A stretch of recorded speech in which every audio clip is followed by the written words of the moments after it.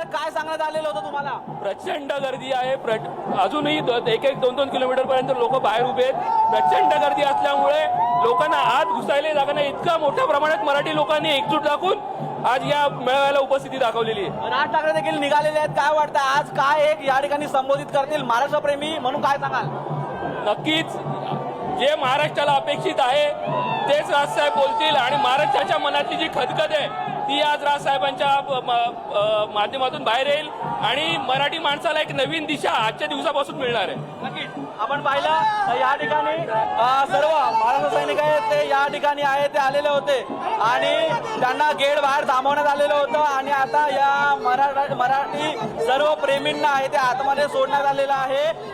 Police आहेत त्यांनी थांबवलेलं होतं. बाहेर 2 ते 3 किलोमीटरच्या रांगेमध्ये हे सर्व महाराष्ट्र प्रेमी आहेत ते उभे आहेत. एवढ्या मोठ्या संख्येने हे मनसैनिक त्यासोबतच महाराष्ट्र प्रेमी आहेत ते या ठिकाणी आलेले आहेत. त्यांची एकच भावना होती की त्यांना आतमध्ये सोडण्यात यावं, त्यांना राज ठाकरे आणि उद्धव ठाकरे यांचं करण्यात यावं. पाय राज्य आपल्या सोबत आहेत. पाय राज्य आपल्या आपण पाहू शकतो की त्या प्रत्येक कार्यक्रमामध्ये प्रत्येक मोर्चामध्ये आपण त्यांना पुढे असल्याचं पाहतोय.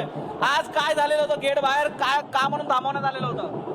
आम्हालाच काही कळत नाही का थांबवलं होतं. त्यांनी सांगितलं 6,000ची जी होती तेवढी झाली आहे, पण मग आम्ही एवढ्या लांबून आलेलो असताना आम्हाला त्यांनी थांबू द्यायला नको होतं. निदान ज्येष्ठ नागरिक महिला लांबून आलेले आहेत, यायला वेळ लागतो, ट्रॅफिक असती, तर आम्ही आलो होते कारण एक राजसाहेब आणि उद्धव साहेबांचा हातात हात मिळवण्यासाठी आलो आहे आणि मराठी हिंदीला हद्दपार तडीपार करण्यासाठी आम्ही इथं आलेलो आहोत. तुम्ही प्रत्येक मोर्चामध्ये प्रत्येक भाषणामध्ये तुम्ही सहभागी असता. शिवसेनेला अत्यंत जवळून पाहिलेला काय एक भावना आहे मनामध्ये? दोन्ही ठाकरे एकत्र येत आहेत. दोन्ही ठाकरे गटाला एकत्र आणण्यासाठी आज आम्ही इथं आलो. हे म्हणजे जे चमचे आहेत ना, त्या चमच्यांना आम्हाला बाजूला करायचंय. त्यांची चमचेगिरी बाजूला करायची. मुख्य म्हणजे देवेंद्र आणि हा गद्दार सरकार, हा टरबूज फडतूस सरकार यांना आम्हाला बाजूला करायचंय आणि आमचा मराठीचा उद्धव आणि बाळासाहेब ठाकरेंचा एकमेकांच्या हातात हात आम्हाला स्टेजवर द्यायचंय. काही लोक बोलतात हा जो सोहळा आहे, हा जो मेळावा आहे तो जिहादी लोकांचा आहे. कसं बघताय? नाही, हा जिहादी लोकांसाठी नाही, हा मराठी लोकांसाठीच आहे. हा जिहादी लोकांसाठी नाहीये आणि निवडणुका तोंडावर ठेवता हा मुळीच मेळावा नाहीये.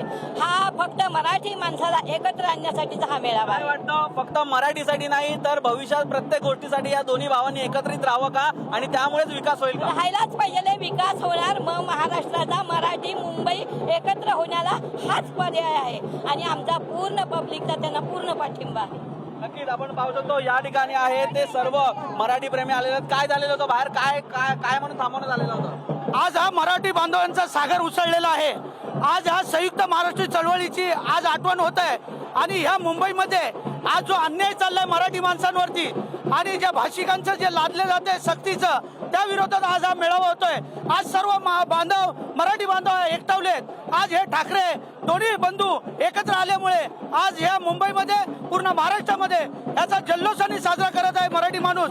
आणि हा मराठी माणसाचा टक्का, मराठी माणसाचं प्रेम, मराठी माणसाची शक्ती ही अशीच एकजूट राहून या महाराष्ट्रामध्ये या महाराष्ट्राचा उज्ज्वल आणि सुफल असं व्हावं हीच आम्ही या गणरायाच्या बाहेर किती मोठ्या प्रमाणात गर्दी आहे? किती लोक अजूनपर्यंत थांबलेले आहेत? कमीत बाहेर नाही बोललं तरी 50-60 हजार लोकांची अजून गर्दी आहे आणि अजून लोक येत आहेत. या ठिकाणी ही जागा अपुरी पडणार आहे. तरी पण जे प्रेम आहे मराठी माणसाच्या ते अस्मितेचं, त्यामुळे लोक रोडवरती, रस्त्यावरती, फुटपाथवरती उभे राहून हा सोहळा बघणार आहेत आणि त्यांचं हे निश्चय झालेलं आहे. तुम्ही आलेले आहात परंतु घरातले लोक देखील हा सोहळा पाहणार आहेत. घरामध्ये काय उत्साह आहे? घरामध्ये भरपूर उत्साह आहे. बाकी प्रश्न असा की हे सरकार अनफड आहे की ढ आहे? कारण मला वाटतं माझ्यामध्ये हा ढोका अजून टळलेला नाहीये. सरकारने एक पाऊल मागे घेतलं याचा अर्थ पूर्ण माघार मला वाटत नाहीये. सगळ्यांनी जागरूक राहायला पाहिजे आणि जोपर्यंत नरेंद्र समिती पूर्ण अहवाल देत नाही तोपर्यंत सगळ्यांनी जागरूक राहणं काम आहे.